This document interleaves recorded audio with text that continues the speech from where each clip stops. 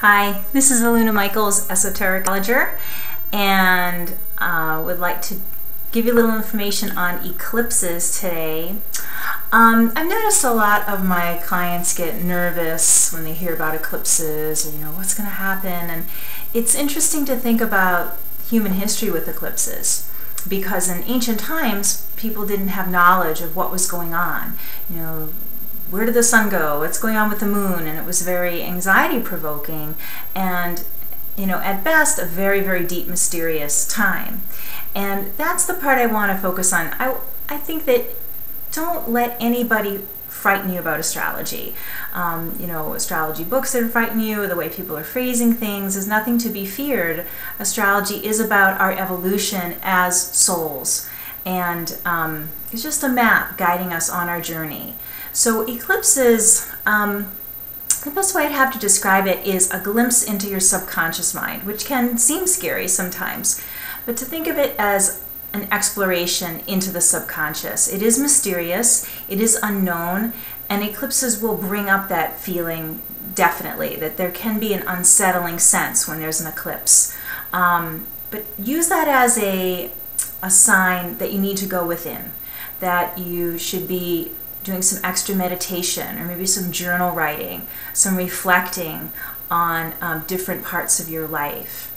I think, and this may sound a little more complex, because it is a little more slightly complex astrology, but you might want to look at, if you know something about your astrology chart, where the eclipse is affecting in which house. If it's a sun and moon conjunct, that would be a new moon eclipse. It would just be happening in one house, like say your first house. But if something's happening in your first house, you're also feeling the opposite house, the seventh house. If it is a full moon eclipse, you'll have the sun in one house, the moon in another, which would naturally get, the first house, the seventh house, the third house, the ninth house, whichever. And you can also see where it would be affecting certain planets of yours. So, for instance, if there was an eclipse either dealing with the first or seventh house, that's going to have to do with your self-image and how that works into your relationships with others. The second house could have to do with finances or self-worth, and then the eighth house, the opposite, would be how you fit into the bigger picture, themes about intimacy, surrender.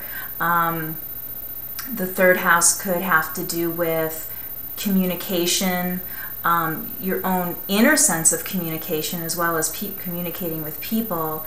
The ninth house is definitely about spiritual yearning and how you are working that into your daily life, which connects the third house and the ninth house.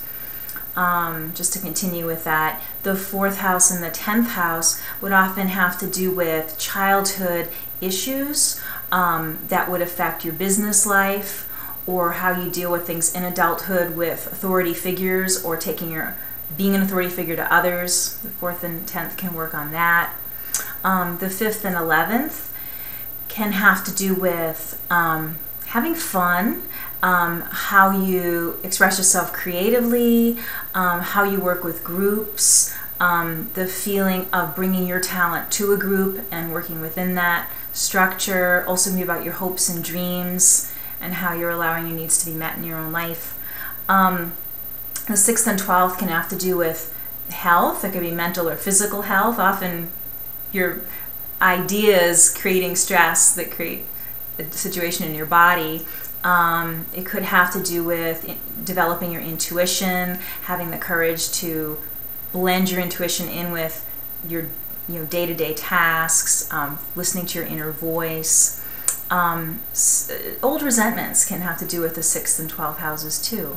So the eclipses being in those houses, that might be just a little sketch of where you could look, meditate on those things. As far as the signs go, the sun sign has to do with your identity. It can also do with your father or men in your life, or if you're a woman, it could be your husband, or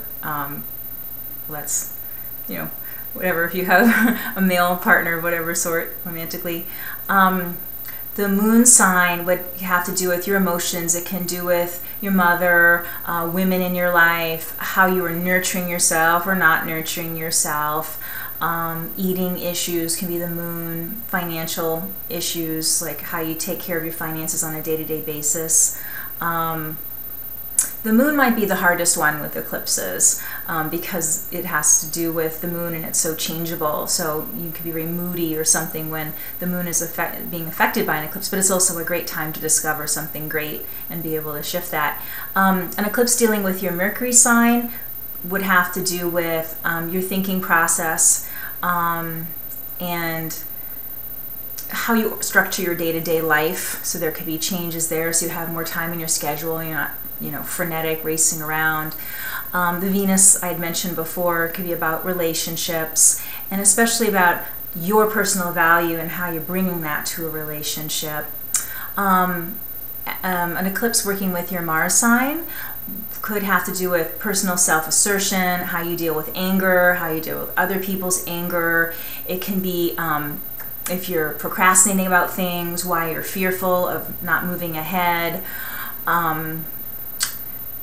Then Jupiter would be the next one. Jupiter has to do with your belief systems, could have to do with large plans, why you, again, might be not completing large plans, or even being able to see what the next step is in a big plan. It could also help you with spiritual disciplines and starting to meditate on a daily basis or something like this, or even discover a new brand of spirituality, if you will. Working with Saturn, eclipse working with Saturn definitely can deal with old fears, how you get in your own way, difficult expectations you have on yourself that hinder you. And again, it can be old resentments, either about yourself, with other people, just old things that need to go. The angles to Uranus, Neptune, and Pluto maybe are less dramatic because they are so generational, but Uranus could have to do with having an insight, asking for a solution to a problem and then applying that, and it could break the problem. Neptune, again, would deal more with fostering intuition and having the faith to follow those intuitions. And Pluto, clearing out the old, dealing with the dark side of yourself, being able to forgive any dark parts of yourself, or and that even can be a strength, if you're afraid to stand up for yourself, for instance. An eclipse to Pluto would make you say, what is my history of not following my power because I'm afraid of my power, something of this nature. So anyways, that's just a quick sketch about eclipses, and I hope that you're not nervous when they come up, that you look forward to discovering something new about yourself in your subconscious that's waiting for you to discover that thing to help you move forward on your path of soul evolution. And remember, that is what your chart is trying to help you do, is help you grow. Never be afraid of your chart. Never be afraid of things happening to your chart. If you'd like more information, you can contact me at my website, alunamichaels.com, and send me an email from there. But I hope to be talking to you all again soon. Bye-bye.